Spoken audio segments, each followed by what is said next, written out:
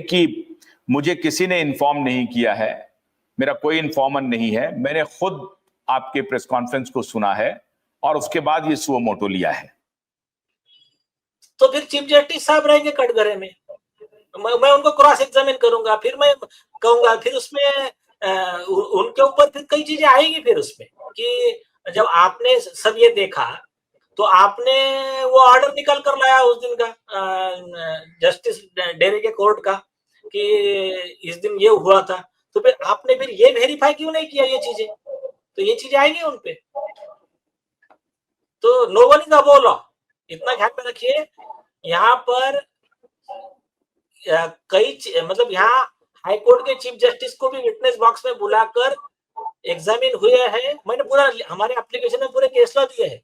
Chief justice of India को 2 बार petition में party बोल के फुल बेंच ने बोला आप एफिडेविट फाइल करो, उनको एफिडेविट फाइल करने लगाया था और उसके ऊपर डिसीजन होता है। एक तो चीफ जस्टिस ऑफ इंडिया का एफिडेविट सैटिस्फैक्टरी नहीं है करके स्ट्रिक्चर पास हुआ था उस पर, तो ऐसा भी है यहाँ। नहीं, हम आपसे ये जानना चाह रहे हैं कि जिस मुद्दे पर आपको कंटेम्प्ट नोटिस मिला है, भाई उस मुद्दे पर जो सुनवाई हो रही है उसका क्या हुआ? उसका तारीख तो मिल गया आपको 2 महीने बाद। किसका? नहीं, आपने जस्टिस रेवती मोहिते डेरे के खिलाफ जो आपका कंप्लेन था 2 साल पहले, उसकी जो सुनवाई शुरू हुई है, ये तो कंटेम्प्ट ऑफ नोटिस, तो तब तक अब उस पर प्रोसीडिंग्स रुक जानी चाहिए ना, क्योंकि जिस मुद्दे पर सुनवाई होनी है वो मुद्दा तो ऑलरेडी कोर्ट के संज्ञान में 2 साल पहले से है, जिसकी सुनवाई कोर्ट ने नहीं की, तो पहले कोर्ट को उसकी सुनवाई करनी है, तब ये बात आगे। ये तो बात बाद में आई ना कि भाई आपने प्रेस में जाकर के बोला। नहीं, ये आपका लॉजिकली सही, लेकिन सुनिए अपना कंटेम्प्ट का केस बहुत सिंपल है। कंटेम्प्ट में ये कोई कह नहीं रहा अपने को कि हमने जो एलिगेशन लगाए झूठे, ये हमारा प्लस पॉइंट है। 5 जज बेंच का ये नहीं कहना है कि मैंने जो एलिगेशन लगाए हैं जस्टिस डेरे के खिलाफ में वो गलत है, उनका सिर्फ ये कहना आपका सही है, लेकिन आपने मीडिया में नहीं बोलना चाहिए था। आप गलत कैसे हो गया? अभी सुनवाई शुरू हुई क्या? अभी गलत कैसे हो गया? आपने डिसाइड कर लिया, आपको सुनने का मौका दिया उन्होंने, गलत कैसे कह दिया उन्होंने? नहीं, सुनिए आपको कम्युनिकेशन में प्रॉब्लम है, आवाज नहीं आ रही आपको क्लियर। नहीं, मुझे आवाज आ रही है आपकी, बिल्कुल आवाज आ रही है। कोर्ट ने ये नहीं कहा गलत है करके, आपको किसने कहा गलत है? मैंने आपको क्या बोला? अच्छा। कोर्ट ने कहा कि आपका कहना जो है वो गलत है, ये कहीं नहीं कहा है कोर्ट ने। अच्छा, गलत नहीं कहा कोर्ट ने, ओके।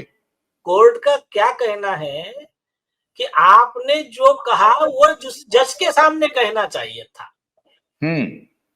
और ऑलरेडी हम कह चुके हैं, ये बात कोर्ट को मालूम नहीं थी। तो 2 चीजें हैं, या तो जिसने इंफॉर्मेशन दिया उसने झूठ दिया है, या तो कोर्ट चीफ जस्टिस साहब से गलती हो गई है, तो ठीक है। ऐसे केस में इसी बॉम्बे हाई कोर्ट का टीजी बाबुल का जजमेंट है 2018 का, जो अभी चीफ जस्टिस ऑफ इंडिया बन रहे हैं ना हमारे गवई साहब, वो उस समय बॉम्बे हाई कोर्ट के नागपुर बेंच के सीनियर जज थे, डिवीजन बेंच पे।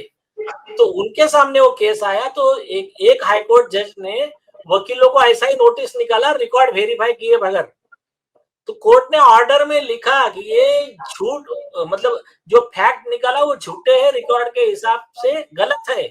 उस जज के ऊपर स्ट्रिक्चर पास किया और बाद में माफी मांगकर वो नोटिस डिस्चार्ज किया कंटेम्प्ट का, भूषण गवई साहब। आपका जो प्ली है नीलेश जी कि भाई जिन्होंने इन्फॉर्म किया, वो इन्फॉर्मर जो है वो आधी जानकारी दे रहा है।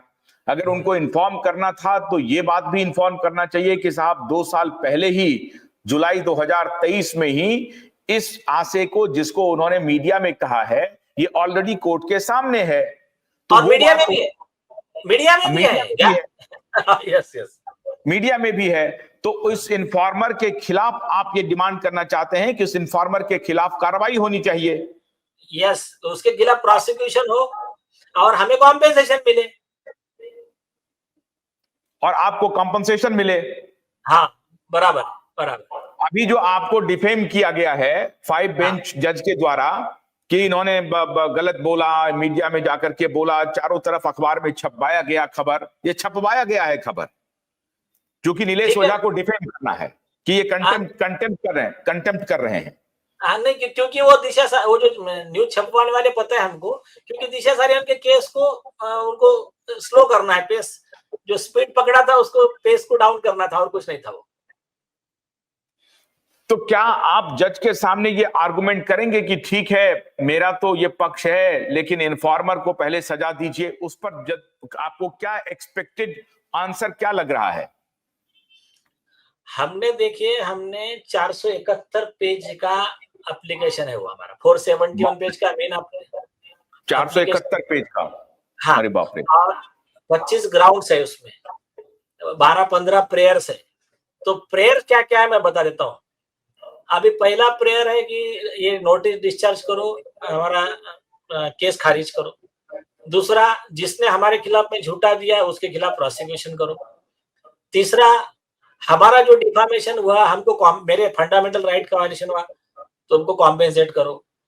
चौथा, कोर्ट के ऑर्डर में स्पेसिफिक मेंशन करो कि ये जो फैक्ट थी वो गलत फैक्ट कोर्ट को बताई गई। और चौथा, अच्छा उसको तो छोड़ दीजिए, कोर्ट की ऑर्डर भी सेल्फ कॉन्ट्राडिक्टरी है, मतलब वो तो उनकी इन्फॉर्मेंट की इन्फॉर्मेशन बाजू में रखी है।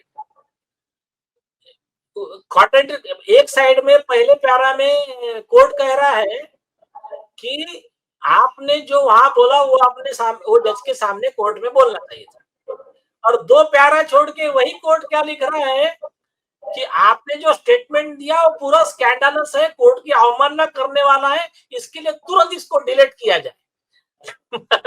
मतलब अगर वो स्कैंडलस है तो मैं कोर्ट के सामने जाके कैसा बोल सकता हूँ? तो ये सेल्फ कॉन्ट्राडिक्टरी है। तो सुप्रीम कोर्ट ने कहा कि जब कोई भी क्रिमिनल मैटर में ऐसा सेल्फ कॉन्ट्राडिक्टरी वर्जन रहता है, वो प्रोसीडिंग विशिएट हो जाती है, प्रोसीडिंग विशिएट हो गई है। ठीक है, तो ये एक हो गया। अच्छा नीलेश जी, आपके खिलाफ मान लीजिए कंटेम्प्ट की सुनवाई हो रही है, तो आप तो एक एडवोकेट हैं, इन्फॉर्म्ड हैं, लेकिन अगर कॉमन मैन के खिलाफ कंटेम्प्ट हो जाता है तो बड़ा डर होने लगता है। वो फौरन से पेश कर पुलिस आ जाती है, उनको उठा लेती है, वो जेल में चला जाता है, और फिर उसके बाद जब तक वो जेल से निकला 10-20 दिन 25 दिन तब तक तो उसकी जेल वो कट गई। इसका कोई कॉम्पनसेशन नहीं है। और ये कंटेम्प्ट ऑफ कोर्ट का इतना बड़ा इन्होंने हवा खड़ा किया हुआ है कि आप जज के खिलाफ कुछ बोल ही नहीं सकते, चाहे वो गलत करते रहे, चाहे उनके यहाँ 15 करोड़ रुपया कैश पकड़ा है, चाहे 100 करोड़ रुपया कैश पकड़ा है, वो जल जाए पैसा, उसको दबा दे, फिर उसको ट्रांसफर कर दे, कोई इंक्वायरी की रिपोर्ट अभी तक नहीं आए, ईडी ना भेजे, सीबीआई ना भेजे, कोई ना भेजे, लेकिन कुछ नहीं बोलना है इस डर से। नहीं, बहुत अच्छा पॉइंट आपने उठाया। ये जो विषय है ना, इसका जवाब देता हूं मैं। ऐसा नहीं है लॉ। मैं आपको बहुत इंपॉर्टेंट चीज बोलता हूं। देखिए, इंडियन एक्सप्रेस ने एक आर्टिकल पब्लिश किया, क्या पता है? सुप्रीम कोर्ट का सिटिंग जज कुलदीप सिंह या क्या नाम था उनका, देख लीजिए। तो वो एक सिटिंग जज के खिलाफ में क्या कैसे वर्ड्स लिखे पता है? If shame would have been survive, थोड़ी सी भी शर्म बची है तो रिजाइन करो कोर्ट से। तुमने इतना चोरी चकारी जालसाजी की है तो, और इस देश का दुर्भाग्य है कि ऐसा आदमी वहां सुप्रीम कोर्ट के जज के चेयर पे बैठ के अन्याय कर रहा है, ये कर रहा है, ऐसा पूरा आर्टिकल लिखा। गौर करने लायक बात है। उसके ऊपर क्या हुआ, अरुण शौरी थे उसमें आर्टिकल लिखने वाले, एक सुओमोटो को ऑर्गेनाइजेशन हुआ और एक सुब्रमण्यम स्वामी ने पिटिशन लगा। 2 कंटेम्प्ट एक साथ आए अरुण शौरी के खिलाफ।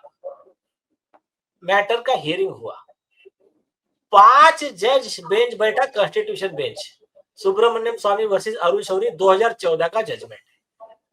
कई लोगों को ये लॉ पता नहीं है। पहले लॉ क्या था पता है क्या? मतलब आपके पास प्रूफ भी है, आप सही भी हो, तो अब भी बोले नहीं, truth can not be defence, ऐसा वैसा चलता था।